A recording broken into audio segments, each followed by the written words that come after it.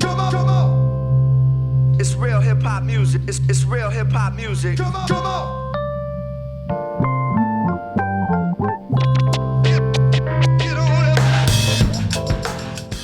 1212. This is Major Journalism with David Traum Shanks. Another episode presented by the People versus Anti-People.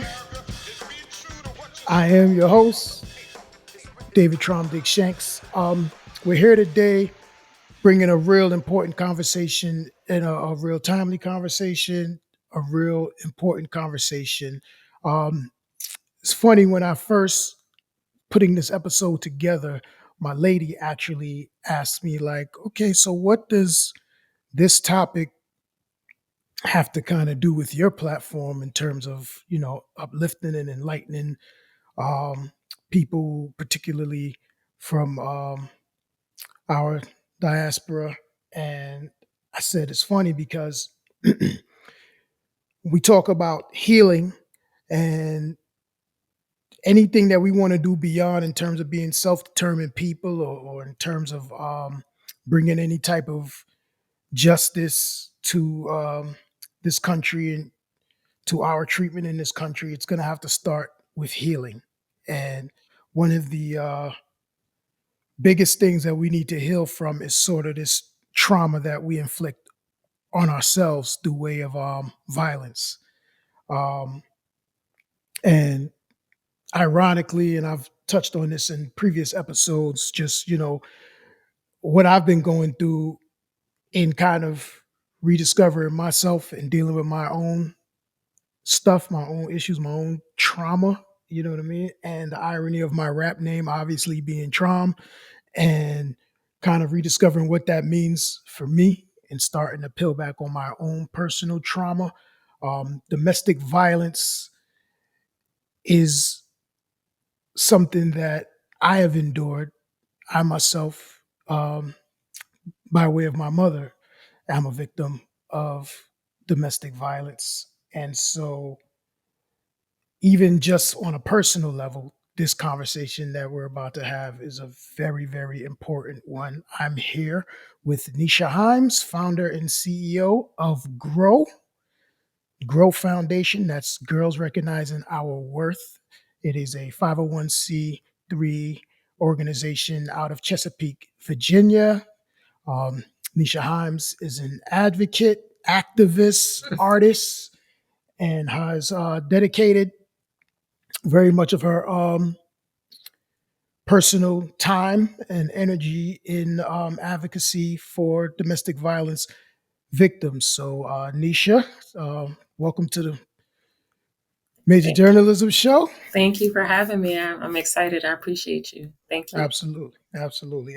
Now, I guess for background information and purposes, I know you as beautiful Dizaster. Yeah. The lyricist, spoken word artist, and also, your family's my family. Right. So that's our connection. But talk about, I guess, your journey from just artist to advocate. How did we, embark on this journey of, I guess, personal healing and then advocating for the healing of others? Oh, that's a loaded question. But it's an important question. So basically, well, I'm a native of New Jersey. That's my hometown. And as far as just being an artist, I've always been a writer, been writing since I was little, poetry, short stories, and things like that. And eventually I moved from Jersey to VA. I would say in about like 2004, 2005, I moved. And it was here that I found spoken word. I think the first time I ever performed spoken word was in like an open mic in Philly. Like I walked in, I had never spit before, went in there, had something to get off my chest, said it, got a standing O, and then walked out. And now, knowing what I know now, I'm like, that is such improper etiquette. Like, you're not supposed to spit and split, but that's what I did at the time. So writing just has always been very therapeutic for me. So here it is. I moved to VA. My son was about 3 years old at the time. and just wanted to just start over, get something new. My dad had moved here first a couple of years before me and just said it was a nice area. I'm in a Hampton Roads area, so like Virginia Beach, Mm. Chesapeake, and all of that. So got into a relationship. After moving here with my daughter's father, we were together for few years and it didn't work out. So after leaving that relationship, so I'm in a vulnerable place. Now I have two children, and statistically it's like two children, two different dads, didn't work out with either of their dads. And I'm in this place where it's like, well, what's wrong with me? You know what I mean? Mm. Like just not necessarily seeing the value in myself and just understanding that sometimes relationships don't work out. Even when you have the best intentions, it just may not work out. So at the time I was working for this law firm and there was this coworker of mine. She would tell me all the time, like, I want to introduce you to my brother. I think y'all would hit it off. Y'all got the same personality, sense of humor, things like that. And I was like, nah, I'm good. I'm good. Just got out of something not long ago. So not really looking to get into anything else. So she would keep hounding me, so to speak, like, just like, girl, when you going to be my brother kind of thing. And one day she had a birthday party. And I remember I was like really sick, like cough and sneezy, headache, that NyQuil commercial. And Mhm. I still went and I met her brother and we hit it off. So we was, my family, so we love to dance. So we like Of dance, we course. battling, we telling jokes and stuff. And at the end of the night, he asked me for my phone number. And I just remember saying, I don't know, I kind of just got out of something. And even at this point, it had been like going on a year since I've been out of the relationship with my daughter's father. But I was like, I'm not really ready. So later that night, I thought about it and I was like, you know what? Why not? Like, why not? It's eventually got to get back into the dating game. We hit it off. It's Right. something different. So, what's the harm in doing so? So reached out to my friend and I was like, yo, your brother asked me for his number. Can you pass my number to him? So reached out, we started talking, having, in the beginning as to what you're doing, the Mhm. Mhm. WID text and how's your Mhm. day? Good morning, beautiful, all of that. And it's going fine. I didn't know what I know now. I didn't recognize like red flags. I didn't know, that there was just some things I needed to pay more attention to because when we think about domestic violence, we think about just very blatant signs of abuse like bruises Right. and things like that, but it's not how it happens. It's a very gradual process. So I remember we were like maybe 2-3 months into talking, so we hadn't established like, oh, we're dating, we're official or anything like that, but we still in the getting to know you phase. And he confronted me about a text message he saw in my phone between my daughter's father and myself. And it was something very innocent. Like, I don't even remember what it was, but it was something along the lines of like, when you coming to get her, when I'm bringing her, whatever, like co-parenting type of message. Right. Right. And he has children himself. And again, in hindsight, at the time, he'd be like, oh, my child's mother, she crazy, she this, she that. They didn't have a good relationship. So I think he looked at it like he didn't understand healthy co-parenting. Mm. So it was kind of accusatory, like, well, what's these messages? What's going on? Y'all talk all the time, it seems. And I'm just like, I found myself explaining myself like, yo, it's not like that. Like, I don't know what you're talking about. And I didn't even question the fact that he went through my phone. You know what I mean? Like, I didn't even Right. think like, you went through my phone to go through this history of messages, and whether the messages are talking about co-parenting or whether it's talking about our family unit or whatever, like, you still cross that boundary. And he was very just like, my feelings are hurt. I thought we really liked each other. And I was like, we do. So from there, he didn't trust me. Right. And again, the woman that I am now, like, as I'm saying this out loud, I'm just like, I probably would have handled it way different if I was the woman that I am now Yeah, but back that's then. what growth. That's what But that's growth. what growth is, Yeah. right? Yeah. So he was very, from that point, anytime I got a phone call, if I didn't answer in like 2 rings or 3 rings, and it's like, who was you on the other line with? Who was you talking to?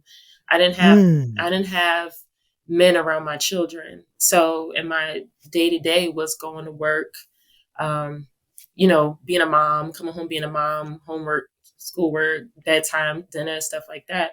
So he couldn't come over when it got to the point where he was allowed to my house. He couldn't come over till after my kids was asleep. So it's like, you Right. can't come over till like after 9 o'clock. Then you can only stay for a little bit. Then you got to go back home.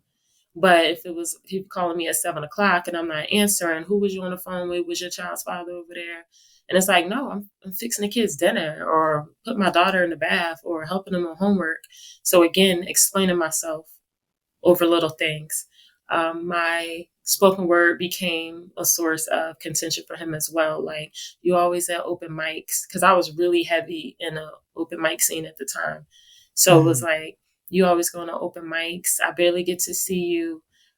You always working. If you're not working, you with the kids. If you're not with the kids, you at an open mic. Like, don't you want to spend as much time with me? Like, I just want to see you. So then I find myself isolating myself from things that I love. Like, I love poetry, I love spoken word, I love open mics, but I'm like, okay, you're right. You know what? He's right. I do work all the time. I am on mommy mode all the time. So let me just stop using so much of my free time as far as hanging out with my girls or going to these open mics and spend more time with him because he needs that. And I made him insecure by the messages that he saw in my phone between myself and Mm. my child's father. So I found myself always trying to prove how much I liked him, to prove that he didn't need to Mm. be insecure, to prove that he could trust me. So then it was more things. It was why you got to go to this open mic tonight? Why you got to do that? Why can't I just come over? Why can't you just talk to me? Why are you wearing this? Who was that poem about? Who are you writing about when you Mm. say that? I don't want you to have too many male friends. So again, these are all red flags. But at the time, I'm this broken woman who didn't work out in these long-term relationships that I had before him. He had a good job. He was doing well for himself. He was a good dad. So I was just like, all right, I just need to fix some things on my end because it was things with me that obviously didn't work out with the relationships prior to. So let me just fix me so that I can Mm. fix us. So And let me ask, because mhm, you mentioned red flags. yeah, And so now that you're doing the advocacy work, and we're going to get back to kind of right, how we got there, but just so that we're following along, right, what what now that you are on the other side of that, right, what are those red flags? One, you were vulnerable going in, right? So right, that seems to be how it happens a lot. There's always a vulnerability, maybe an insecurity on the survivors end when right, they, that makes them susceptible right, to some of this sometimes. But what are those? Is it like the controlling right, behavior? Like, what are the red flags? Like, what are they identified as that you know recognize after the fact in, right. like, in this gentleman's behavior? So with abuse, it often doesn't start off whenever I talk to survivors, whether it's female, male, whoever, I talk to people in the community. It's not like you go on your first date and then somebody punches you in your face and you're like, damn, they abusive. Like, that's not how it works. It's a gradual process. So you have that control, you have that manipulation, you have that isolation. But even before it gets to that point, a lot of people don't know about love bombing. So love bombing is like when Mm. you get into a relationship and it's moving very quickly. So if you're talking to someone for like a week or two and they're saying stuff like, you know what? I see us destined to be together. This is fate. I think you're my soulmate. I can't see you with anybody else. If they're showering you with over affection, like extravagant gifts or popping up with flowers and everything just showing up at your house and it's just moving very quickly.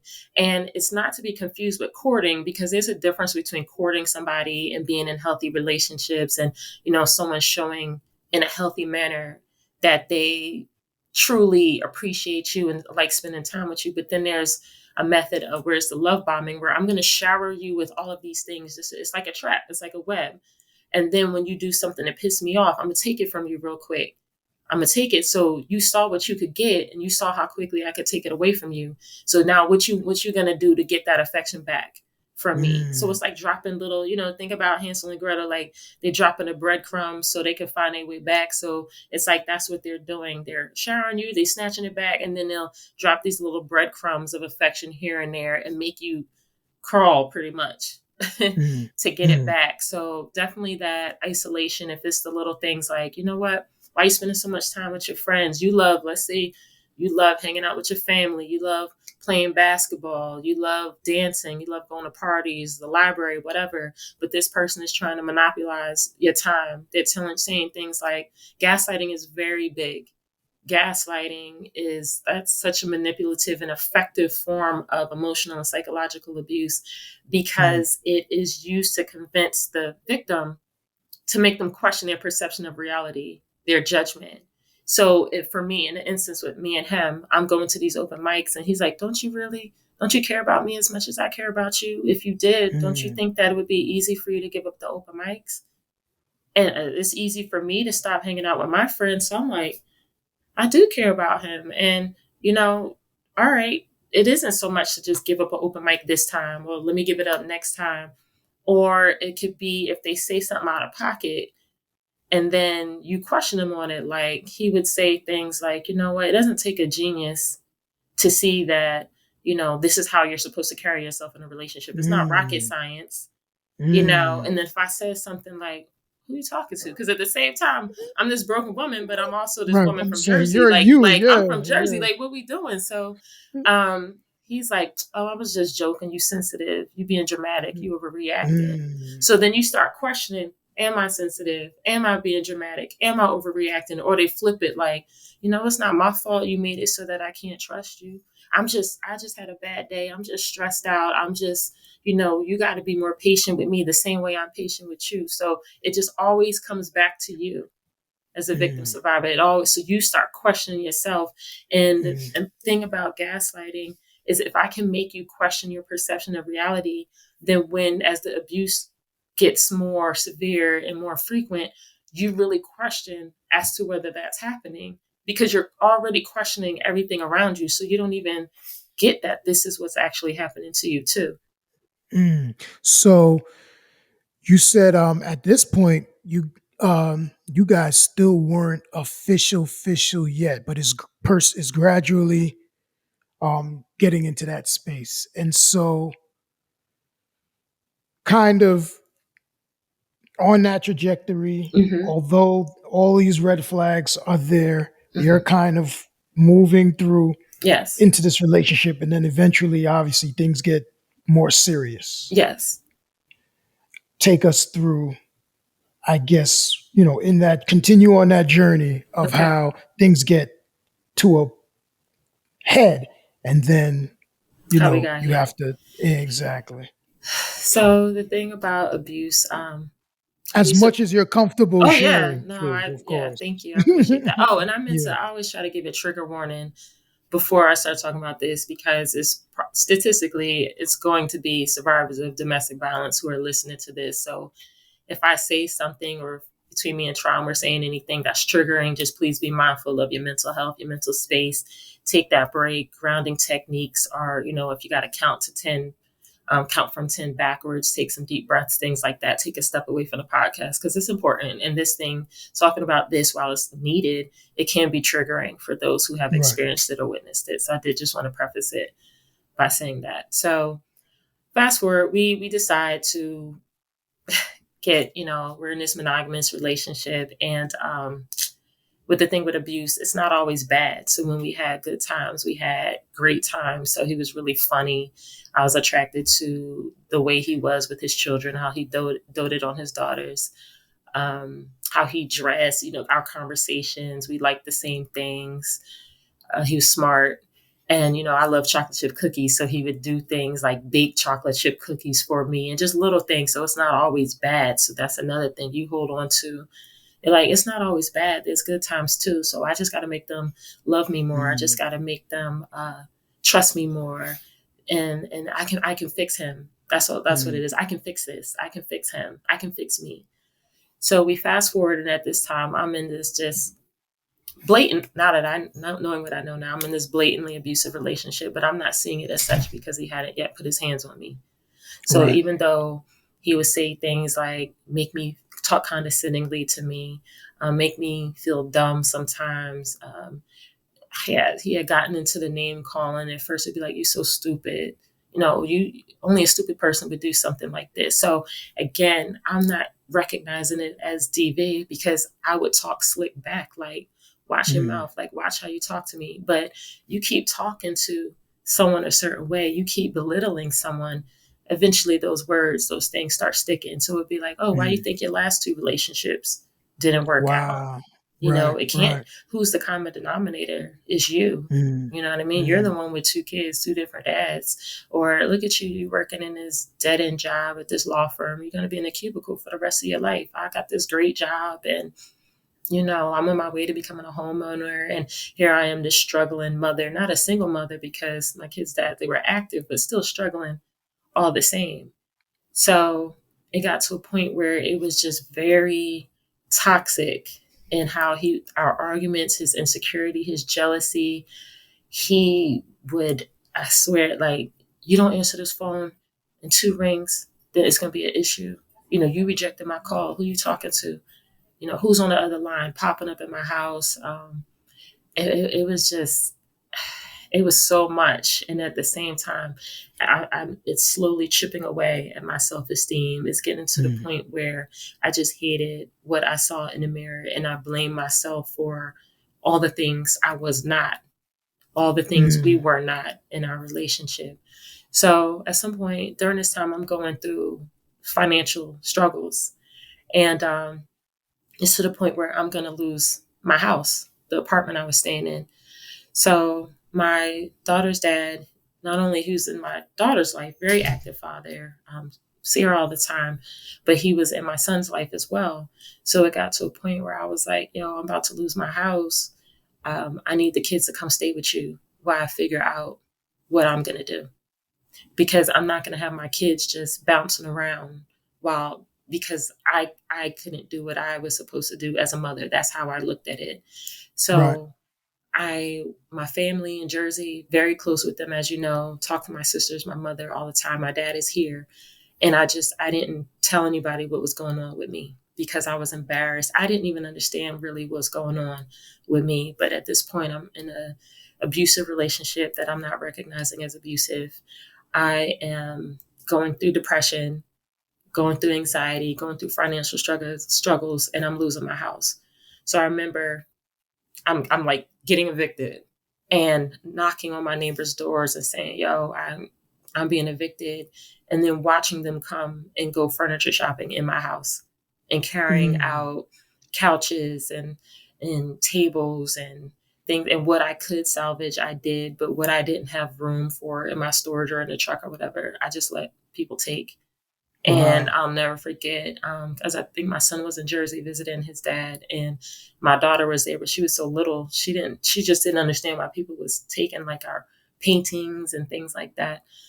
So kids went to stay with my daughter's dad, and he's in the area. So, and for 9 months they stayed, and for 9 months my life consisted of. So I'm in this abusive relationship, and he knew that I lost my place, but he thought that I told him that I was going to be staying with a girlfriend. And he thought that my kids were staying with me at this Mm. girlfriend's house, because if I told him that they was at my daughter's father's, it would just be a whole nother. So, and I would stay with him on the weekend. So he thought Monday through Friday, I'm with the kids at my friend's house. And then on the weekends, they at the dad's house. Right. But So really, reverse. Yeah. right. Right. So for 9 months, my days consisted of I would go to work. Well, I would go to his house. He had a whole girlfriend. They now married now. We good friends. And I'm just like, I don't even know how she let that slide. But I would go to his house in the morning, have breakfast with my kids, see them off for school. I would go to work. I remember like right before 5 o'clock, I would go in the bathroom a lot and cry. Like when I would hear people talk about, oh, I can't wait to go home. I got this in the crock pot. I'm gonna watch my favorite show. I'm gonna get some wine or whatever. And I didn't have that, and I missed my kids. And again, nobody knew what was going on. So then after work, I would go back to his house, have dinner, do schoolwork with them. And then I would go and find somewhere to sleep. So whether that was staying at a friend's house on a couch, whether that was in a friend's, I remember a friend had a makeshift garage, but she had like a love seat and sofa, Wow. couch in there. Like, but it was free. It wasn't insulated. So it was like freezing in there. Sometimes it was my car. Sometimes it was hotel. And I couldn't tell him. So I'll call him Ike for the purpose of this. I couldn't tell Ike what was going on because he would accuse me of sleeping around. So I couldn't tell him, oh, I'm sleeping at a hotel tonight. I'm doing this, I'm doing that. So this whole time he's thinking I'm at a girlfriend's house. And I remember one time being at my daughter's father's house, and I was helping her with her homework, helping the kids, and he called.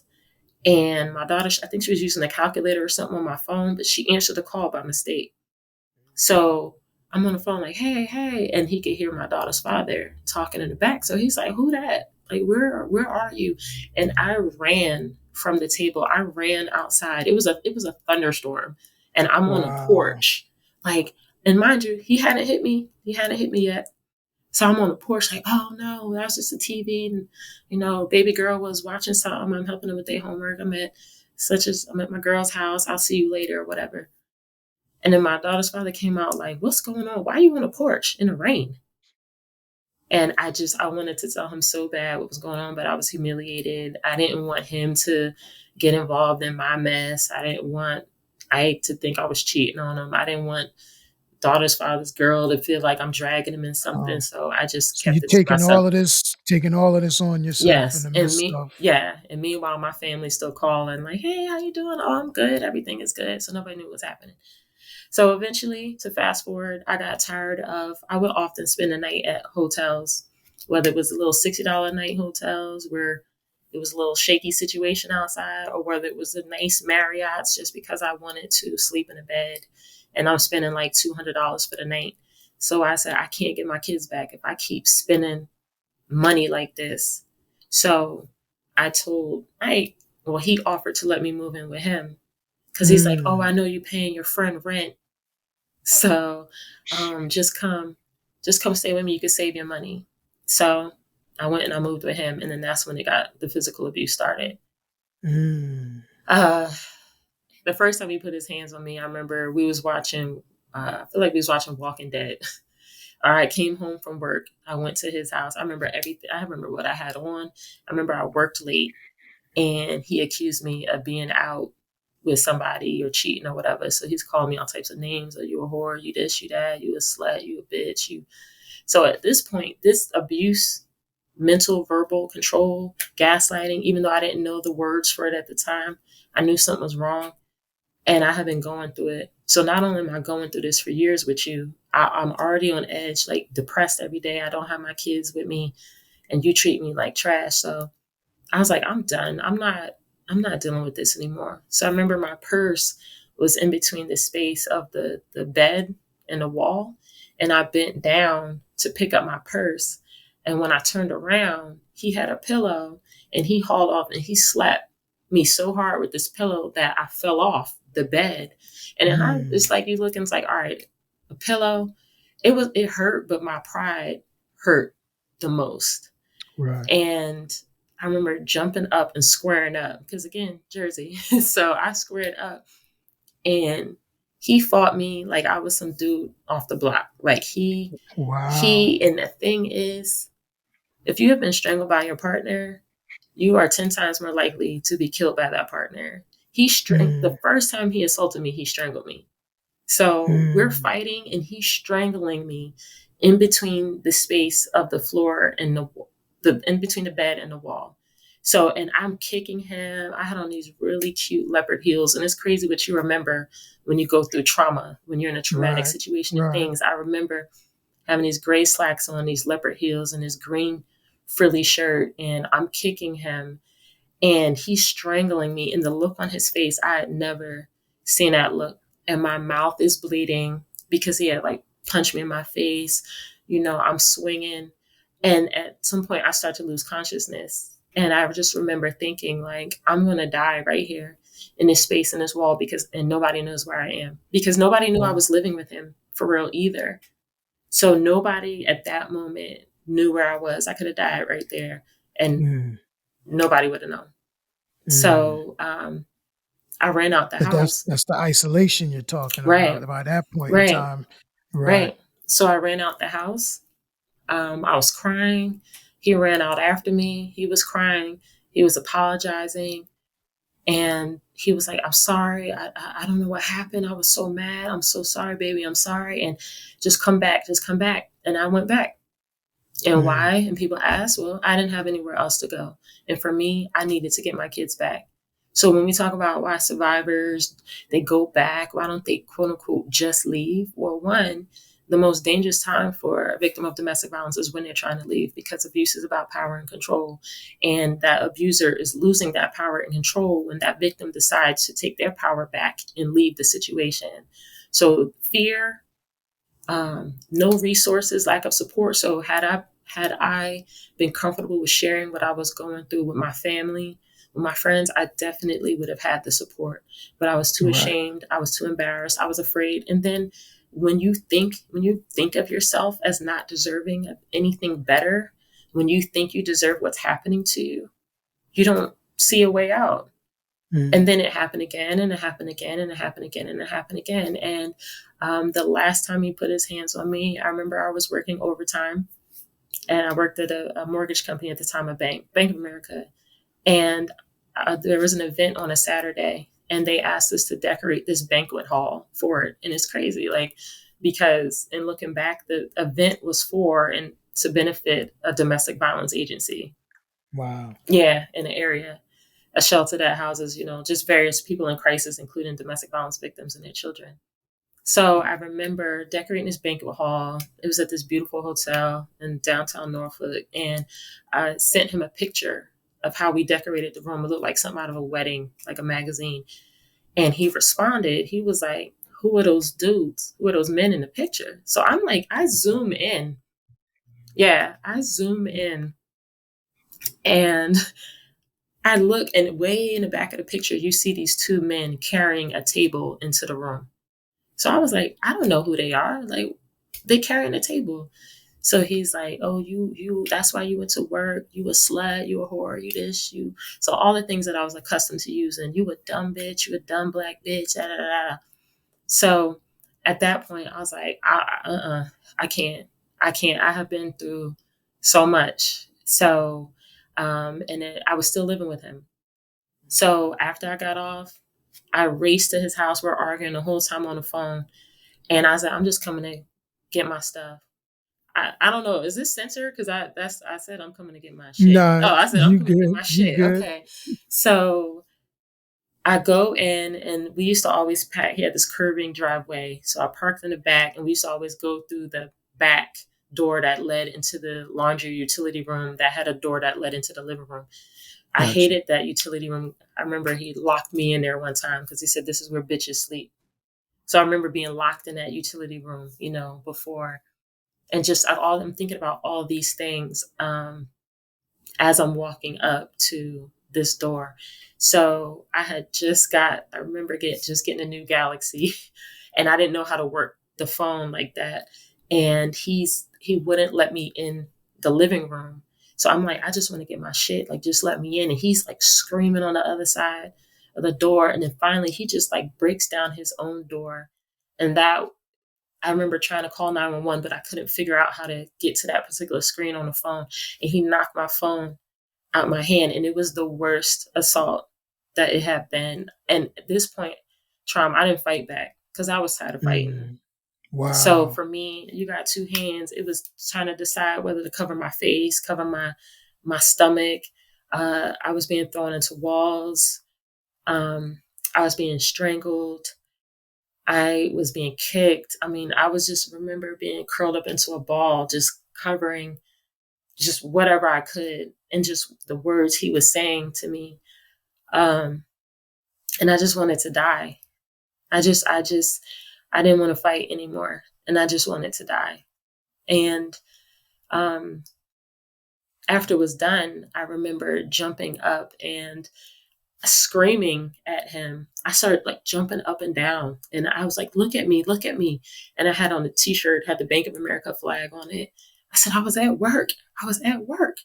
And he moved my bangs out my face and he kissed me on my forehead. And he was like, you seem upset. Let me get you something to drink. And he got me like a Capri Wow. Sun or one of his daughters, like icy juice boxes or something like that. And I grabbed what I could and I went to my son's soccer game. Like nothing happened. So went to my son's soccer game. Kids are running up to me, hugging me and stuff. And I'm in a lot of pain. Right. And, Right. but it was more pain than normal. So I went back to his house because again, after my son's soccer game, I was like, nah, the goal, the plan, I got to get my kids. I got to get my kids. I got to get my kids. So to backtrack real quick, I had tried to ask for help before it got to this point. I remember calling this local radio station because they used to have this segment where people could call in and tell a secret. And the people was calling in and saying things like, oh, I got a crush on my best friend, or I had an affair, or I'm about to quit my job or whatever, just stuff like that. And I remember calling in and saying that I was being abused. I think I'm in an abusive relationship. And it was a male host, a female host, and the dude, he laughed. And like he Wow. bust out laughing. He was Yeah. like, like, it was just kind of like, what? Like, and the girl, she kind of did like a smirk thing. She's like, sis, why don't you just leave? Like, just leave. Why are Wow. you letting this man put his hands on you? So I remember hanging up and crying in my car. And years later, I found out that my coworker saw me that day, like gripping the steering wheel and like screaming in my car. And she didn't know how to Wow. approach me and ask me what Right. was wrong. Right. And I had called a shelter at some point, and they asked me if I had been assaulted. This was another time I called, and they said, well, "Have you been assaulted today, tonight?" I was like, "No," and they said basically they told me I wasn't in imminent danger Right. because I hadn't been assaulted that day. That particular day. Yeah, because I Just remember asking. She was like, "Are you being assaulted now?" And I said, "Ma'am, are you asking if I'm being beat? Get my ass beat now?" And said, "Oh, hold on, let me make a call real quick." No, and she said, "Well, I'm sorry, we don't have room for you. You got to call us back if something happens." I said, "I'm trying to prevent something from happening." So that particular incident is one of the main reasons why I started G.R.O.W in the first place, like hearing that advocate tell me you're not in enough danger. So anyway, went back to his house after the soccer game, was in a lot of pain. At this point, I had just started, my health insurance, I don't think had kicked in yet from working at Bank of America. So I was afraid to go to the doctor, but I wound up going. Uh, the intake nurse asked me, why was I there? It was late at night. I said, I got into a fight with my boyfriend. And it was the first time like that I you were felt like able to say somebody, it. yeah. Right. And she asked me if I wanted her to call the police. I told her no. I was like, please don't. And then not knowing now, like in doing this work in Virginia, like this DV, they have to call. So she called anyway. And I was so mad when I was in the hospital room and the cop walked in and I'm sitting on the hospital bed and he's like, I need a name. I said, I can't give you that. He's like, I need a name. I said, I can't give you that. He said, why can't you give me that? He said, you're a young woman, you pretty woman, you're sitting on this hospital, you're in a hospital. I said, I can't give you that because I got to leave. I got to go back there when I leave here. And he just gave me his card. He told me I had a year to press charges and he left. Didn't give me a hotline number. Didn't say, oh, this is who you can call. Nothing. And I left with broken ribs, a type 2 concussion, and Wow. bruises, and a broken spirit, just broken everything. Of So, course. Of yeah, course. And I then went back there? and I went back. So that was Wow. the last time he put his hands on me, but it wasn't the last time he abused me. And when I say that, people are like, well, what you mean? It's the last time he put his hands on me. Well, no, I'm still getting called a bitch. I'm still getting called this and that. So he started going to therapy. He started saying, we're going to fix it. We're going to make it work. So it wouldn't be so that was March of 2012. It wouldn't be to the end of that year where I officially left, where we got into some argument and he was calling me out my name. He's saying, it's all the same old, same old. And in that argument, he called my mother and my sisters a nigger. So the important part of the story is that he was white. Whoa! I always say that part last because people be like, because that's what made me leave. That's what I was like. And his daughter, he That's only, what did it. That's that's what what made did me it. leave. He look, his daughter's mom was Wow. black. He only dated black women. He Right. was like he wasn't one of those who was act like he was just himself, which is what I appreciated about him. But he was like the John B. Always had the edge up, had a nice beard, wore the Jordans, the polo shirt, stuff like that. Had the nice car, wore the good cologne. Like he had a certain swag about him. It wasn't that I'm trying to be. Right. This is just Right. who I am. So Right. yes, he called me a nigger. So through the course of that relationship, when he was calling me bitches, I would also be a dumb black bitch, a worthless black Right. bitch. So abuse is terrible regardless of who's saying it, how it's happening. But when you're a black woman and you have this white man telling you that you're a worthless black bitch, that is a whole different level of degrading. Like on Yeah. top of. So that's what made me leave. Wow. So only and respecting your time because I know you have another engagement. Oh, that got pushed Um out. So we good. So okay, that, so yeah, then so we we can talk then. talk. But Okay. yeah. So because I mean, I guess everybody talks about the low point or the rock bottom. Your rock bottom was like words. It wasn't even Right. That's a good point. Like I remember being interviewed and this woman, she told me, she said, so essentially you had at this point, you have been demeaned, belittled in all different ways, not just physically, emotionally, verbally, but sexually, just all these financially, just all these different forms of abuse. And it took him saying something about your mother and your sisters. So essentially, you cared more about them than you cared about within yourself. yourself. Yeah. And I said, yeah. And for me, it was one thing for me to not defend myself. It was another thing for me to not defend these women who mean the most to me in this world, and they weren't here to Mm, defend themselves. So that, mm, and when you talk to survivors, a lot of them, it'll be like a something small in the grand scheme of what pushed them to have that final straw that broke the camel's back. So I right. left, and I still dealt with. It wasn't an easy Of course. transition because it was, still calling, still popping up. I eventually got my own place. He found out he would, drive past my house. He, would call me. I remember being in my friend's wedding and taking a picture. And the wedding was at a hotel. So we were in the we were in the hotel room taking pictures in our bridesmaid dresses. And he sent me the picture back. He texted me that picture that I had posted on my Mm, Instagram and said, oh, you still a whore. I see you in the hotels, blah, blah, blah, blah, and so it wasn't an easy mm, transition. And even like I met up with him, even like a year or so after that, I remember, and he just wanted to talk and just like, oh, mm, I miss you. I messed up, blah, blah, blah. And I met up with him to talk, and he was dressed. So I got into a relationship. And that's another thing with just red flags with yourself. Like you can't just keep getting into these relationships and not healing. Like you can't, like right. obviously there's a Right. void you're trying to fill. And I remember dating somebody not long after getting out of that abusive relationship. And that turned out, luckily I recognized the red flags soon and got out of it. But when I met up with Ike a year or so later, he was dressed just like The dude. the dude. Like, so it was like, Wow. he would dress a He's certain paying way. attention the whole Yeah, so time. he literally head to toe was dressed like him. And I was like, Wow. what are you doing? And he's like, this is what you like, right? This is what.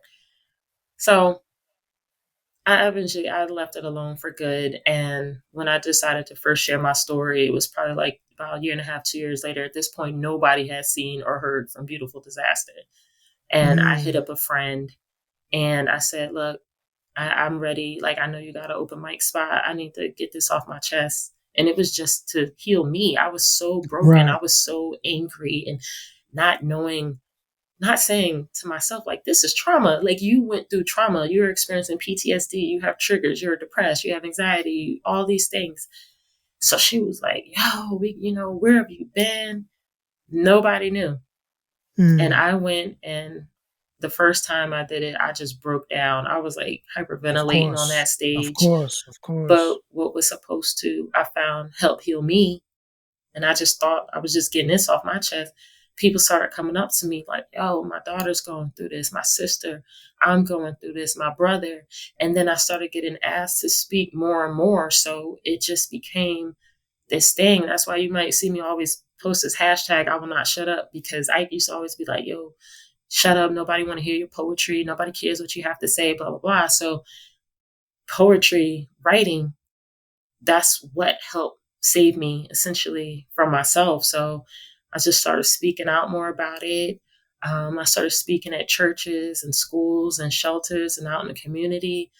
And at the time, I was working for this law firm, and I remember wanting to not be at the law firm anymore. I said, you know what? I want to do more. I'm supposed to. This is what I'm supposed to do. And started applying at jobs for like shelters and prosecutors' offices and things like that. And I kept getting denied because I didn't have a degree. And they were telling me that I didn't have the right experience. And I'm like, I lived it. Like I Right. lived it and survived it. So found out that the law firm I worked for, it turned out they did small business setup, nonprofit setup. And I went to them and I said, I want to start a nonprofit organization. What do I need to do?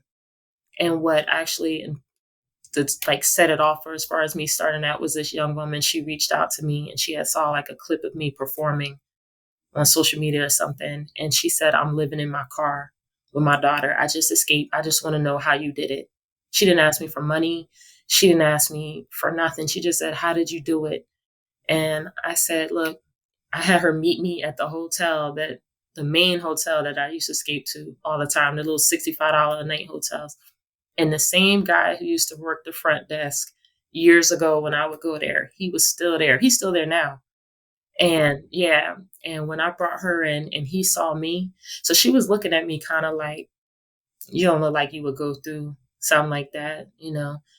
And when he said to me, he was like, oh my gosh, I haven't seen, in a lobby full of people, I haven't seen you in years. You damn near used to live here. And then her eyes got really big and she understood. And to this day, me and her are friends. She's Beautiful. happy, healthy. She's a caterer. She caters for a lot of the events I do now. So it's like Mm. full circle, you know how it comes back. But Right. um, the law firm I worked for, they helped me start my nonprofit, and it's just been. I mean, it's going to be 6 years old in August, and I haven't stopped since. That's beautiful. That's beautiful. Now, so were you writing and journaling the entire time, or did you stop So writing? that's a great question. At the time, I stopped because the first thing I stopped was he told me I had to choose between the open mics and him. Right. So I stopped Right. going to open mics. I stopped performing.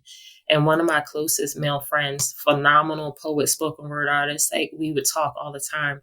And I remember he had found like text messages between me and him in my phone. And mind you, this is like one of my best friends at the time. And we got into a fist fight over it. And so I called my friend and I said, if you value my life, you will never call me again. And we didn't talk for 2 years and until I called Wow. him. And I said, Wow. you will never call me again. And you will never tell anybody that I asked you to not talk to me. Like we will just not, we're just dead in it right here. And Wow. he did not call me. And it wasn't, he didn't know why. And for 2 years, we didn't talk. And that's something I always Mm. regret because our Of relationship course. never got back to what it was. And then I stopped writing because it was like if I put down on paper what was happening to me, then it made it real. So if I said, "Oh, I got strangled today," if I said, "Oh, he harassed me because I didn't answer his phone when I was in Walmart and he wanted me to meet him to show him my Walmart receipt to show him that I was really in Walmart." Like if I wrote this stuff down, then it made it like, oh, this really, you're really going through this and you're really accepting it. So I Mm. wish I hadn't stopped writing. That's another regret. I just dealt with it. I remember writing suicidal notes to my mother and my sisters and my dad and my kids saying, I can't do this anymore. I wrote Mm, those. But mm. no, I didn't write. So Wow. And so I guess one, if there's anything fortunate, it seems like one fortunate thing was that your kids weren't exposed right. But to it, the but thing they is, know. they knew. And my Right. son years later would tell me, even though, and the thing, me and him, we dated for 5 years and I never had him around my kids. And I mean, that should be, if you're not comfortable having someone you're dating for 5 years around your kids. And my son still knew something was wrong. Years later, he would tell me, he said, you were depressed. You were always crying. You were a totally different woman. You were a Wow. totally different woman than you are now. So he still knew something wrong. He used to hear us arguing. He said on the phone and hear him yelling at me. But they physically didn't see anything. And I got really good at doing makeup and covering bruises and smiling and acting like everything was okay. But I used to pray to God, like, yo, don't wake me up. I just need to die peacefully. My kids are going to be good. I got a plan for them. And I would be so mad when God would wake me up. Sometimes it would be super aggressive, his wake up, because it would be very sunny outside and the birds would be chirping and life was just, the world was beautiful outside. And I would be like, all right, God, all right. Like, I thought I told you I'm done with all this. Wow. I was Wow. so angry at him. I would say, why me? Why me? And now I know, like, it's not that I Mm, deserve to go through it, but I know why I went through it. And it was so I could be where I am today. And it's crazy because after getting out that relationship, I found this box of journals that I had, for, like, books from when I was like 8, 9, 10 years old, 15, 16. And there was a journal from entry from when I was like a teenager. And I said, when I grow up, I was like mapping out my life. I think my dad had moved to VA at this point. I said, I'm going to move to Norfolk, Virginia, and I'm going to work with abused women and kids. And I was like wow. 16, 17 years old. Wow. Yep. Look at that. hmm Look at And that. shortly after starting my nonprofit, I got a job with a local prosecutor's office. It was in Norfolk. And I was a victim witness advocate working with abused women, men, kids. So I got to see a different side. So my nonprofit is what's called a community-based agency. Your loyalty is to the community, as most nonprofits are. With prosecutor's office, law enforcement, that's systems-based. So your loyalty essentially is to the system. So I got to see a different side. I got to go to court. I was going to court 4 to 5 days out the week, and I would watch victims lie on a stand. Um, we would listen to 911 tapes, watch body cam footage, and they would be like, "That's not me." I mean, I remember watching a body cam video in court, and this girl, she's covered in blood, and he had strangled her. Her boyfriend had strangled her to the point she urinated and defecated on herself.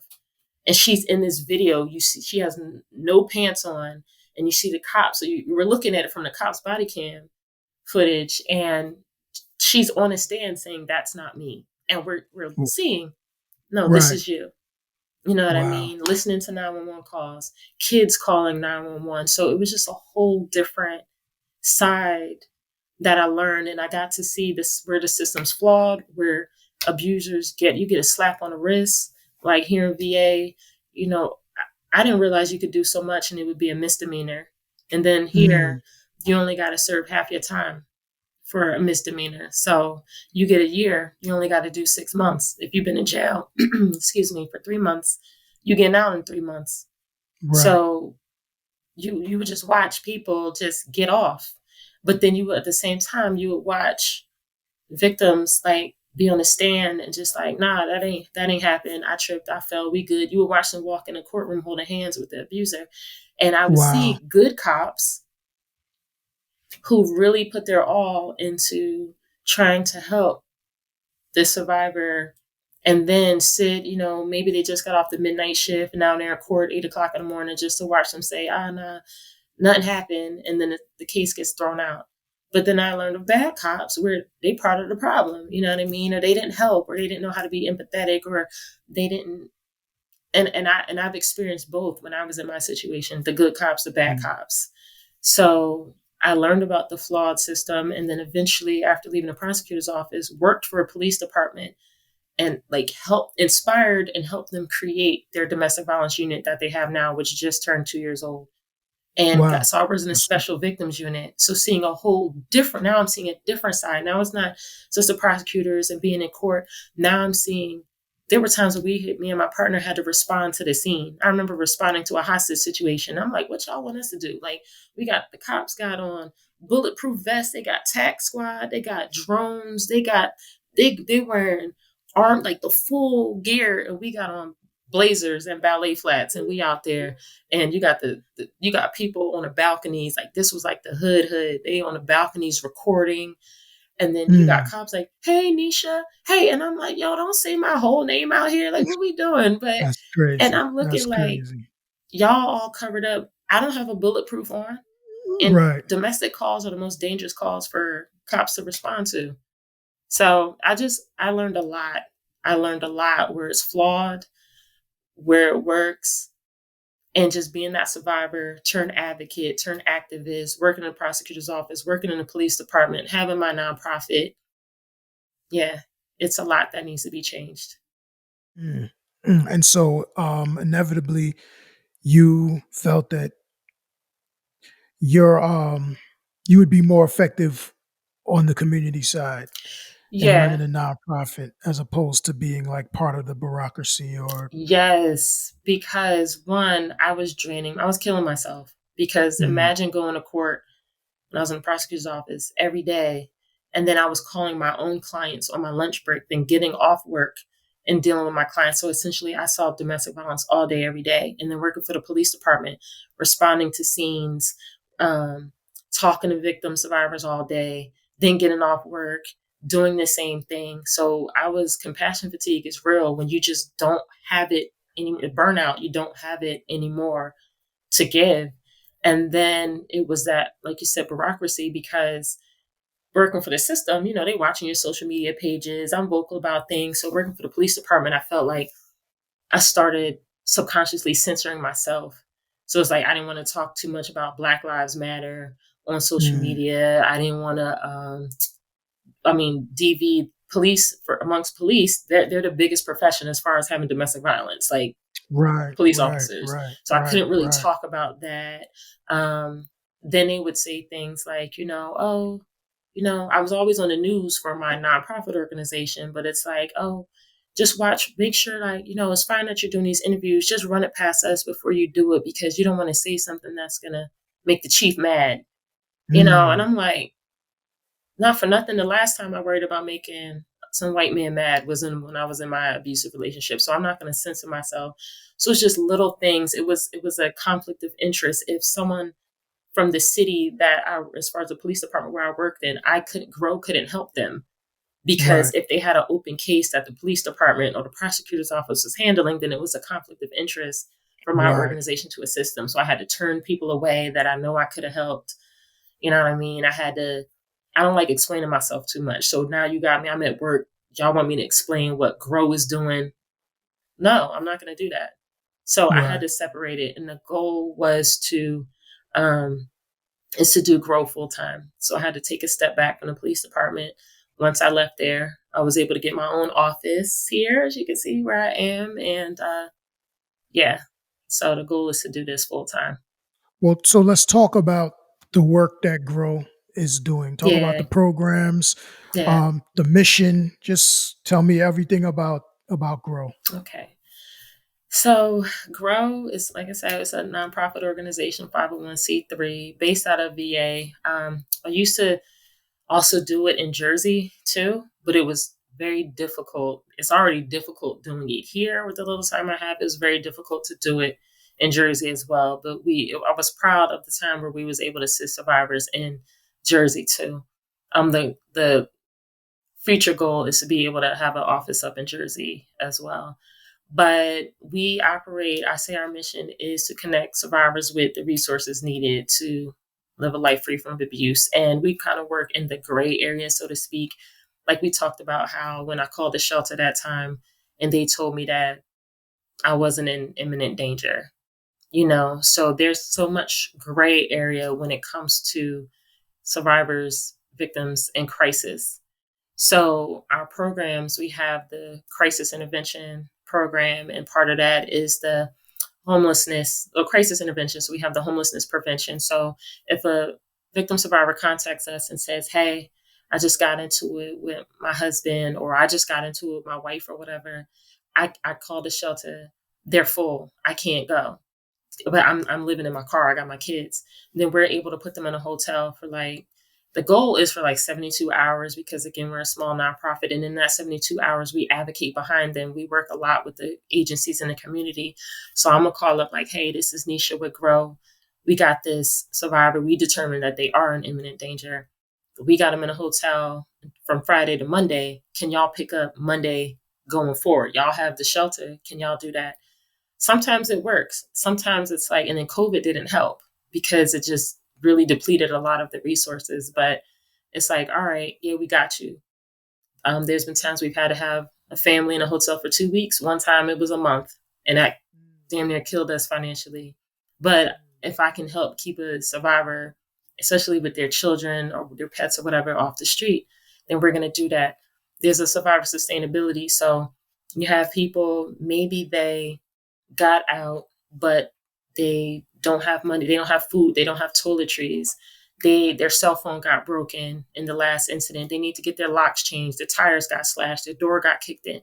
So we partner with people people who can fix tires or replace tires. People who can fix a door, fix that window, getting new phones for people, getting out phone cards or get a burner so you could throw away, get rid of the phone that they're tracking. We have a counseling program where we do a support group now monthly. It's every third Saturday. I got into boxing once I left that abusive relationship. So boxing I is saw that. I saw I'm that. nice, right? I'm nice. Yeah, you got hands. You got hands.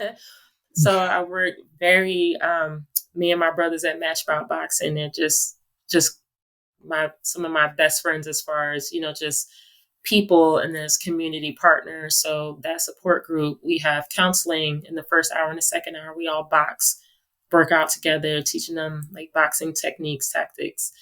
And we also have the community outreach. We do a lot of outreach programs. So, and I don't like the boring, let me go to this panel discussion. I'm gonna give you a bunch of flyers and some pens, and then I'm gonna spit a couple statistics, and then you're gonna walk away and you're not gonna remember anything. No. So we did a spoken word play, and then each poet took on a different character. So we had the victim, we had the abuser, we had society, we had the best friend, we had it was just dope. And they told a story through poetry, and then in between acts, we would have different vendors come up and talk about the resources in the community. Every summer we have a boxing event, or it's called Square Up, Surviving the Ring in Yourself. So come out, the community comes out, we have guest speakers, it's catered, we have music, they learn boxing, we have survivors come and talk. One of my favorite events we have is called Summer Days Ice Cream Giveaway, where we rent an ice cream truck or a snow cone truck, and we visit all of the DV shelters in the area, and we just pop up on them so the kids hear the ice cream man come in and they can run out. And it's so funny because it's like they're bawling. They're like, what? Why? I don't have any money. And I'm like, no, it's on us. You get what you want. So they come out with bags, and they just filling their bags up with ice cream. And it's something so small, so to speak. But you think about when we're little and you get to run to the ice cream man. And it's just one of those memories I have with my sisters, and watching these kids who are already living in a space of uncertainty. They're living in a shelter, don't know, when they're going to leave, don't know what's going on with mommy or daddy. And they just want to come out and get ice cream. So we do that. So that's actually starting next week. And between June and July, we'll be touring the different cities and just pulling up with the ice cream truck. So the survivors, it can range anything from some of them just need hotel stay, and they need to get connected to that shelter. And we call it the pass the baton, because we don't have the manpower. Me and myself and my team, we all still work. I have outside employment. So our hours aren't as 9 to 5, like all the other agencies, or we don't have the 24-hour hotline. So we connect them with those resources and then pass the baton. And if they need us again, then they'll reach back out. Sometimes they just need someone to talk to. Like the young lady I spoke to yesterday, she's like, I just need someone to talk to. Sometimes it's helping them get out of here. We just a couple of weeks ago helped the survivor. She got out of state and she's back with her family. And she, before that, she had been calling all these different agencies, like trying to get help. But it was like, oh, you're not in imminent danger or whatever. But we can't just go off of that. In transparency, I had a client recently. She wasn't considered imminent danger because it was verbal threats. It was the words, the some of the threats weren't blatant, even though she knew it was threats. If you tell it to somebody else, they may be like, well, that don't sound so bad, And I remember we had a conversation for like 2 hours, and I was like, do you need me to call the shelters for you? Like, do you need me to advocate for you? And she was like, no, I just got to play the game a little longer. We were working on a safety plan, because most times you can't just get up and leave. It is very imperative. It's important that you have a safety plan in place so that you can leave as safely as possible. Okay. And she told me that she just needed to play the game a little bit longer. She's like, I'm walking on eggshells, but I just got to be quiet. So she was saving her money. She was working behind the scenes. I remember going to Jersey. This was a couple months ago. And when I came back from Jersey, I saw that I had a missed call from her. So the day I went to call her back, I saw the news. He had killed her over the weekend. Wow. Wow. So it's like, you got this woman, she's not, from the outside looking in, oh, it's just the words. It's just he hadn't put his hands on her in a while. So she's not in that much danger. It wasn't blatant, I'm going to kill you, but it was enough that she knew that something was coming, and he killed her. And I was messed up for a minute, like, because I'm like, I missed her call. Like, what could I have said? Maybe I should have pushed harder to get her in the shelter, but. Wow, so, and even when you spoke in the beginning about these red flags, and when I think about your specific situation and your kids, and I think about like my own personal situation, my own personal life, and you know, my mom was never like a victim of abuse per se. Um, but the man she was seeing, even for me as a 10-year-old, as an 11-year-old, I saw those red flags Right. immediately. And as a child, you're not always the best at articulating Right. what you see, and you're the easiest to get ignored. I'm like the Yes. baby in the house.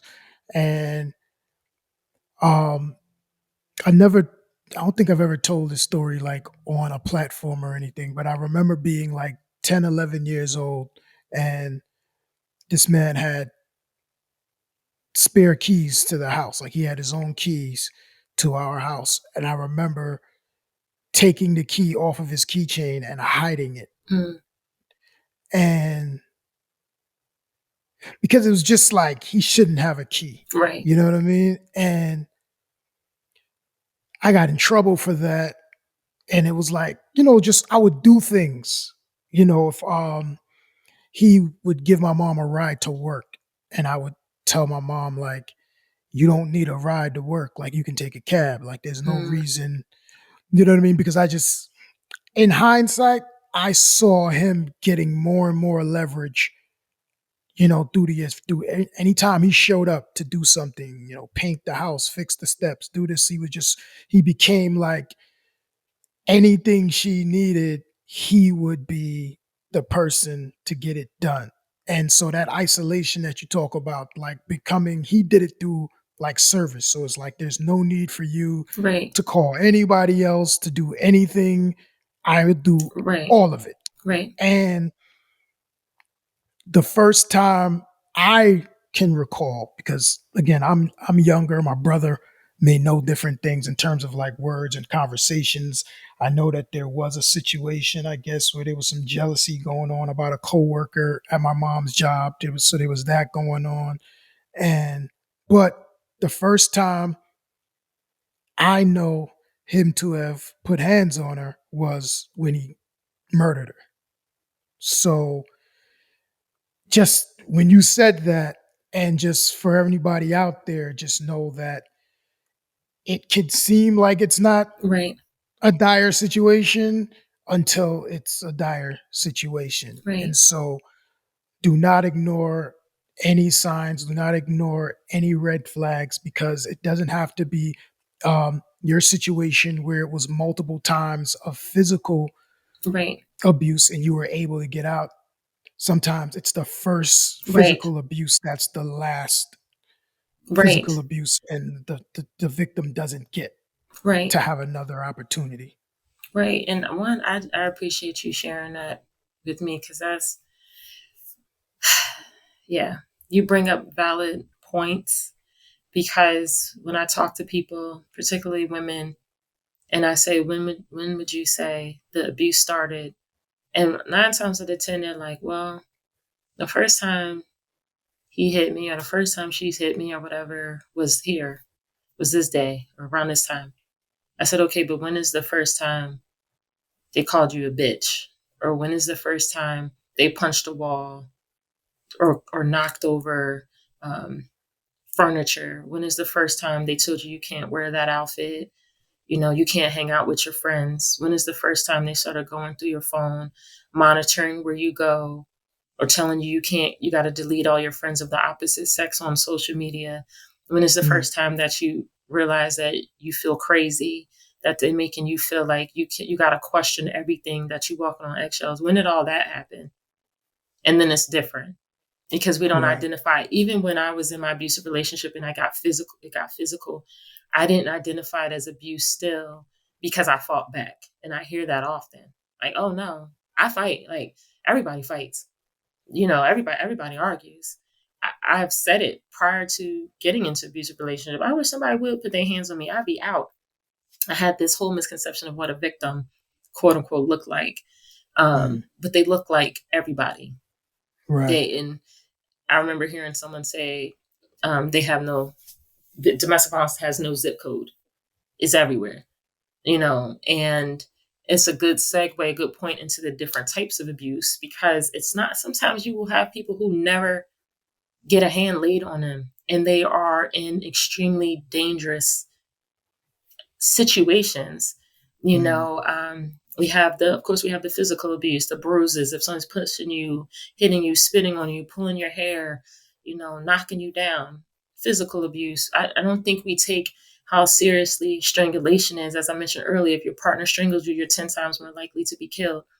And mm, people confuse choking and strangulation, but the difference is, choking is that there's an obstruction within your throat, within your windpipe. So think of choking on food or water or whatever you swallow on, you're choking. Strangulation, your breathing is being impeded outside.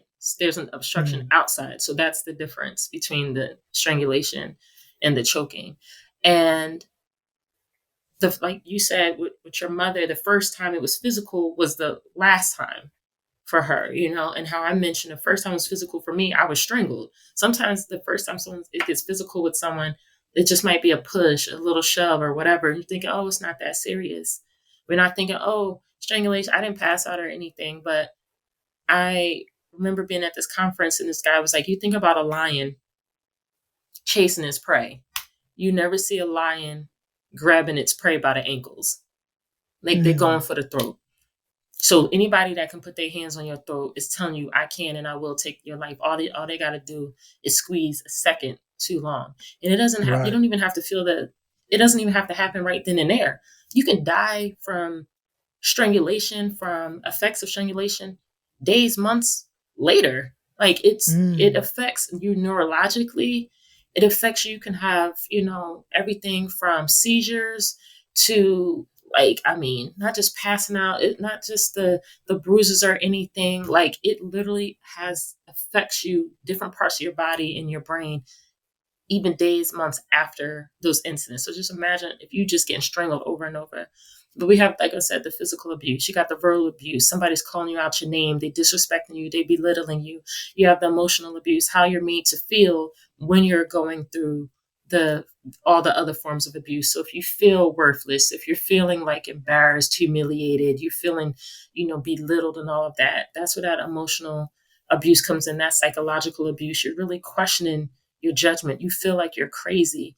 I had a woman in my office a couple months back, and she asked me if I saw bruises on her neck. And I did. And I told her I did. And she broke down crying. And she had broke down crying because her husband had convinced her that the bruises weren't there, that she imagined it. So she would be looking in the mirror and he's like, I don't even see anything. You tripping. You so dramatic. You're overreacting. Of course, you want to play the victim. You want to make it about you. So when I told her I see them, because I did, because they were there, it validated for her that she wasn't crazy. And she broke down in this office. So gaslighting is such a real thing because you really feel like you're losing it. And it's actually based off a play from 1938, which got later turned into a movie where this guy tries to convince his wife that she's crazy so she can go in a psych ward so he can get all her money. But it just goes to show like the different things he's doing throughout the play/movie to make her feel like she's losing her mind. Digital abuse is very prevalent, particularly amongst our youth, because they're always on their phone. So digital abuse, if somebody is taking your phone, checking it without, demanding your passwords to your emails, to your social media, to your phones, they are embarrassing you on social media, posting things, belittling you publicly via digital methods. If people are using tracking devices, the things I've seen. I noticed that when I logged on to your site, a pop-up. Yes. And I never even thought of that. Like Yes. if someone's trying to reach out to you and they're being tracked by their, Yes. So partner. Yes. You got to put like that, like, look. So if you hit that escape button, then it takes you to weather.com or something like that. Wow. I might change it to where it just goes right to Google or something more. Because how often do you see people on weather.com? So I may take it to somewhere where it's just like, all right, let me go more, something more common. But digital abuse, GPS trackers, Ring app, women who can't leave their house because their partner is watching them on a Ring app. Like, I'm going to see when you leave. Or you was outside talking to the mailman for too long. I'm going to beat you when I get home. GPS trackers. There was a woman where he put an Apple Watch like on the exhaust, something under her car. Like, it was in the wheel well, like of her car. So he was just popping up at different places. And it was 3 different times, 3 different tracking devices on their cars. When I worked for the police department, there was a case where this woman could not figure out, she could not figure out why her ex knew everything that was going on, everything that she was doing. And then there was like an issue with her TV. Turned out this man had a camera in her TV. So she couldn't figure out why she couldn't change the channel. Oh, because he had rigged it. So her TV was in her bedroom. He watched everything. So you got digital abuse. So like the tracking devices, the Apple tags now is real big because it's supposed to be where you can find your phone or whatever, your keys with this Apple tag. But all you got to do is slip it in somebody's purse, slip it anywhere. It's so small. Track them. So, I mean, we're going to spend the majority of this time advocating for the survivors and those currently going through it. But, as a community, I mean, just as a nation, as a society in general, but as a community, and even outside of domestic abuse, we talk about domestic violence, just domestic terrorism, just all of it, and its connection to mental health. And just what we have right now is a country that is just seems to be, going through something mentally. What, like, any insight from your work into like how and why we are finding this just seems to be accelerated, and the violence seems to be accelerated. I looked at some of the statistics on your website, Hmm. and obviously, like I said, from my personal situation, it was very triggering. 3 women are murdered every day. Hmm. 1 in 4 women, I think you said 1 in 7 men Hmm. are in some type of abusive relationship. Just like, what can we speak to in terms of, like, why? That's a loaded question. So yeah, about 3 women are murdered every day.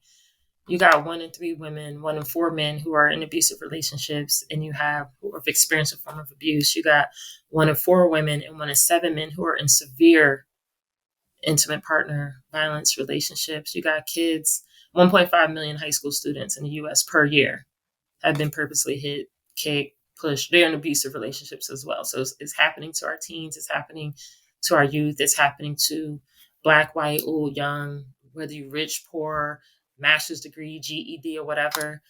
I think we are at a place where so much is normalized, so much. It's like, when I was young, we were young, like, I couldn't log on a computer and see somebody just getting shot. And that was just like, but my daughter, she's 15 years old. She's watched the George Floyd. She's seen you see videos of people getting killed on Facebook Live, whether it's domestic violence or not. It's just the things that we're just ingesting, and we're becoming desensitized, I think, as a society to what Mm, domestic violence is, what violence as a whole is. When I first started this work, and I remember working in a prosecutor's office, and I would see pictures of Black eyes, and I would have to go take a step away from the desk. I would have to go catch my breath or whatever. Now I've seen so much, I've heard so mm, much that I'm talking about it like it's normal. And the person I'm talking to is like, oh, and I got to remember, like, oh, just because that's normal in my in world, it your isn't world, normal for right? the person that I'm talking to.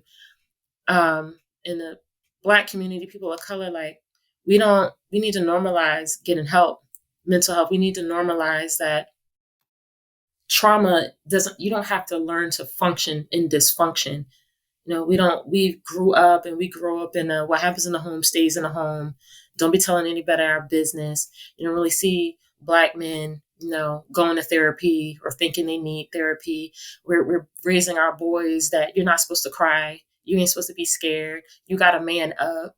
I can't give you affection because I'm gonna kiss my daughter, but I'm not gonna kiss my son because now I'm gonna give you a handshake. That's it. You're not getting this affection from me. So we're training a lot of us, we grow up, and men think that they have to hide their feelings. They think that they can't express when they're sad or when they're hurt or when they're angry. And then when you're just bubbling up, and then it just explodes. You know what I mean? And then women, I say in the Black community, Black and brown community, we don't like to get the cops involved. We don't want to put another Black man in jail.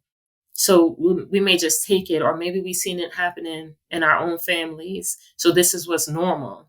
It's not like y'all abnormal. Healthy is abnormal, because if you're not calling me out my name or hitting me or yelling or putting your hands on me, then there's an issue there. Then you must not love me as I much. mean, I've seen, right. I've seen relationships, and where, if it's not a little, and you see Yeah. it online, even people, if he's not a little toxic, he don't really love me, or, Right.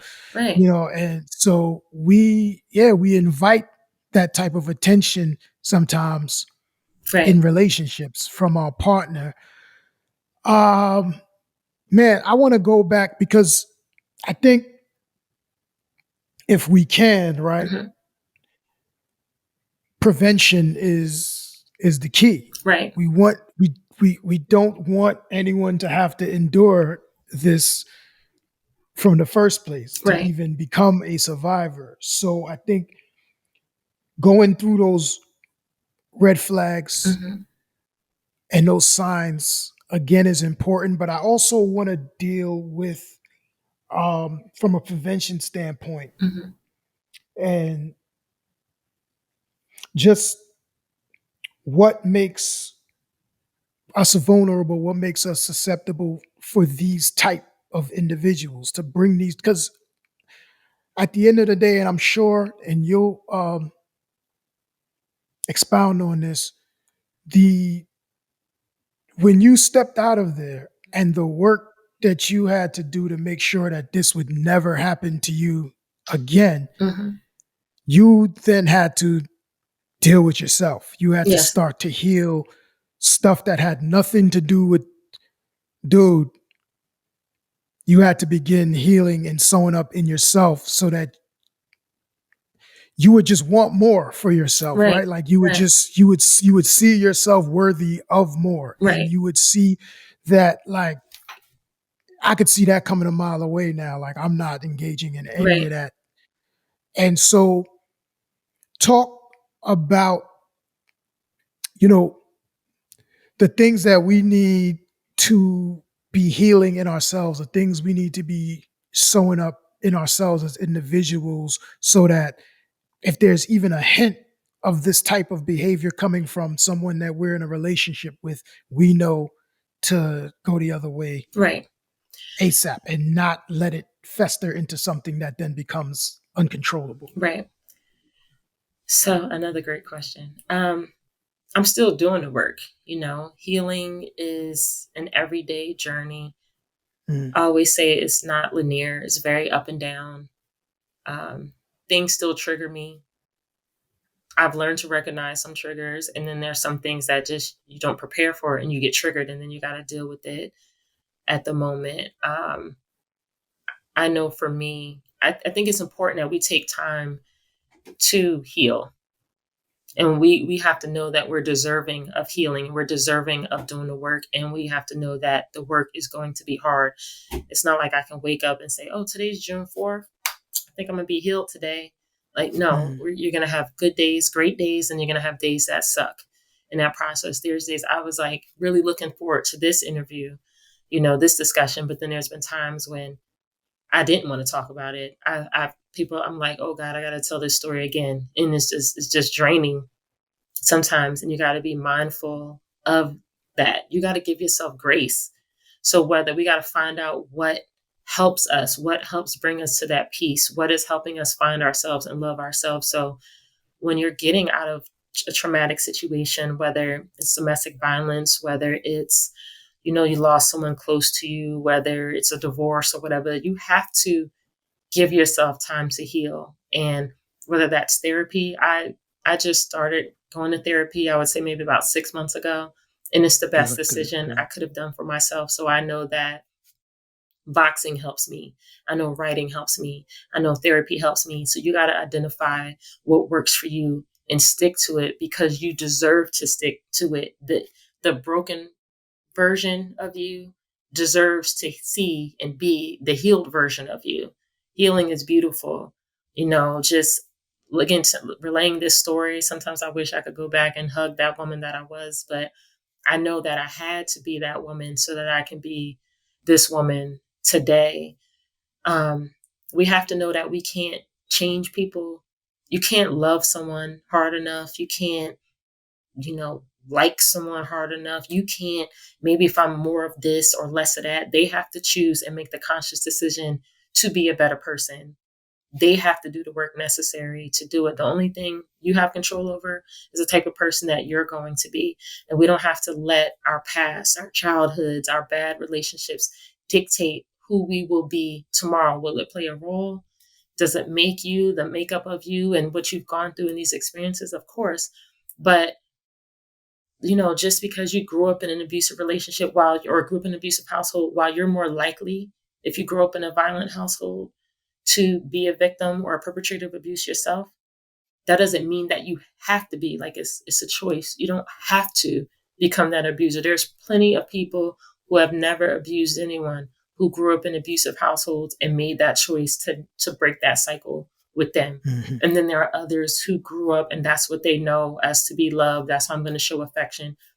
And they just have not done the work, not willing to do the work, probably not ever going to do the work. but that's not your job to fix. Just because somebody grew up that way doesn't give them a pass to treat you like crap, doesn't give them a Mm, pass to make you feel a certain way. So I'll say, know that you can do the work, know that you are deserving of that work that needs to be done. As far as society, we gotta be we gotta stop being judgmental. We gotta educate ourselves. Again, I was that person who, oh, I wish somebody would put their hands on me. I'm out. I have said to a friend in an abusive relationship before I got into my own, girl, why don't you just leave? What you doing? Like, I have said that, and I cringe even just thinking about it. But if you know better, you do better. We have to mm, identify that abuse doesn't always just look like what we think it's supposed to look like. No, financial abuse is prevalent in 99% of domestic violence cases. I ask people like, yo, if I took your wallet, I took your debit card, your credit card, you got no gas in your car, you got to get to your family out of state. I took all of your access to financial resources. I made it so that you lost jobs, your credit sucks, or whatever. But you got to get up and you got to leave right now. How many of you could just get up right now and just go? And mm, you can't. So we got to educate ourselves on what domestic violence looks like, what it doesn't look like, the things that we can do to help. If somebody comes to you and says, I'm in an abusive relationship, I don't know what to do. Don't laugh, first and foremost. Listen to them without judgment. Let them know I'm here to help, whether you offering a hotline number, whether you looking up how to safety plan, which there's tips on our website, whether you keeping an emergency bag for them at your house, whether you stashing $5 here, $5 there for them so that they kind of have a little bit of money when they leave. If you're babysitting a kid so they can go file a police report or get a protective order, there's just so many things that we can do to be a support system. But at the same time, understanding that you can't save that person.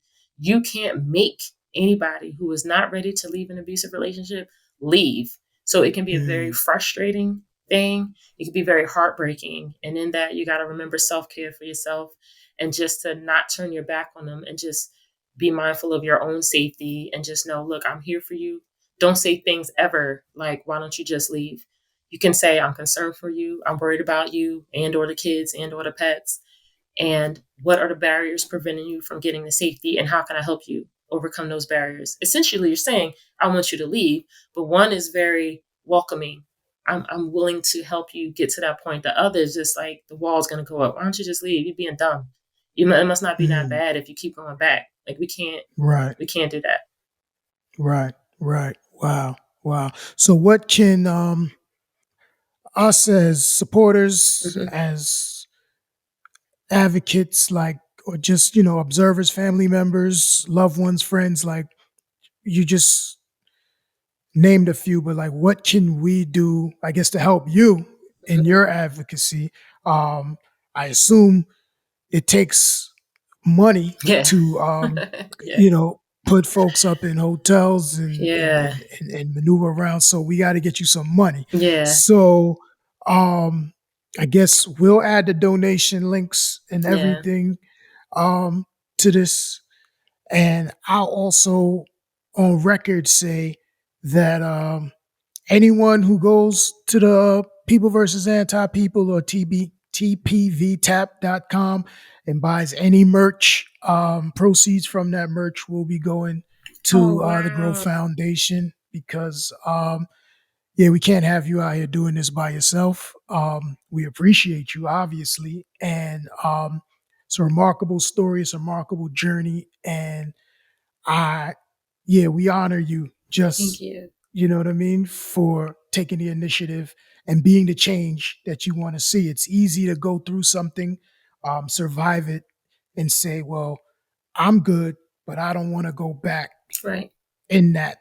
But, so to speak, you're going back in the burning Yeah. house and trying to Yeah. save As other many people. folks. Hmm. Yeah. And that, that's to be honored. And so anything that we can do on our end to help you facilitate the healing of others, you got our back. We got your back on that.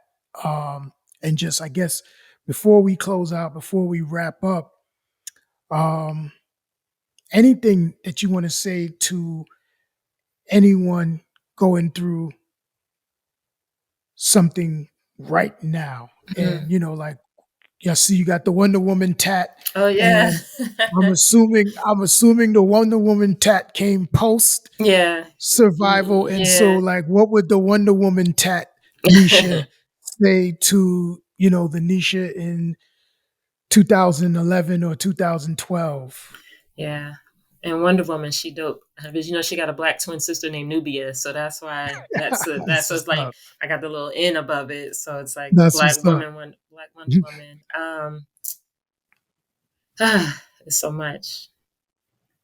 I would just say that, there is hope. It sounds cliche. Um, I hear often like people telling me, oh, I gotta go back because of this. I gotta go back because of that. I gotta go back because of kids. I have nowhere to go. I have this. And I understand all these barriers. I really do. But I need you to ask yourself why you deserve to go back. And when I ask survivors that, they really don't have an answer. Mm, And I just need whoever's going through it, whether woman, man, transgender, like I said, black, white, old, young. It doesn't matter because it affects. I've seen it all. It affects all of us. And if you're going through it, I just need you to know that you don't deserve it, that you are priceless, that those words that person spews at you to break you down, that those words that you started to believe, for every hateful thing, I need you to combat it with two beautiful, positive things about yourself until you get to the point where you can believe that, look, I can do this, because you can pick those pieces back up. You can put them back together. And while you may not become the person that you were before this, you can become something even better.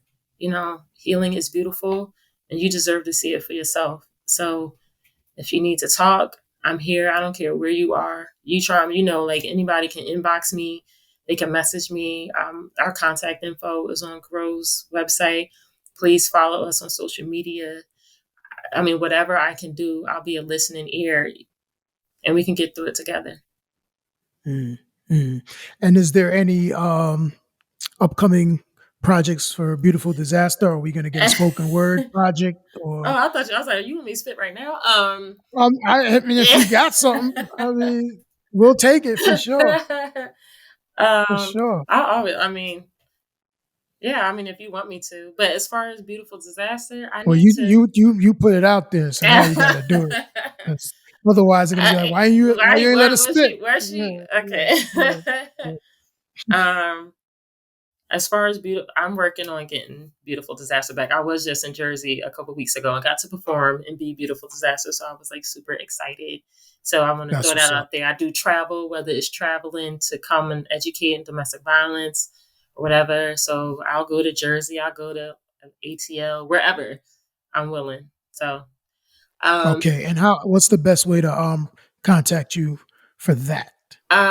you can still hit me up at my email address is Himes at Grow Foundation VA, or Neisha.Himes at gmail.com, or any of my social media. I'll send you I don't know if y'all post the social media links or whatever, but I We can we send. got it. We got Oh, it. okay. We I mean, I got know it. it's We all take it. technology and Yeah, stuff. Okay, okay. yeah. So I'll just do this piece. It's one of my favorite pieces to do. And I wrote it post that relationship, and I hope it helps whoever needs to hear it. So, and it's called Dear Broken Woman. So I'm like, I'm the only one in here in the building, so I guess I can get loud. All right. Dear Broken Woman, I used to be you until one day I looked into the eyes of my daughter and I decided my past wasn't worth her future. I mean, how could I teach her to stand up straight, head held high, when my own chin kissed the very ground I walked on every time I found the courage to pick myself up?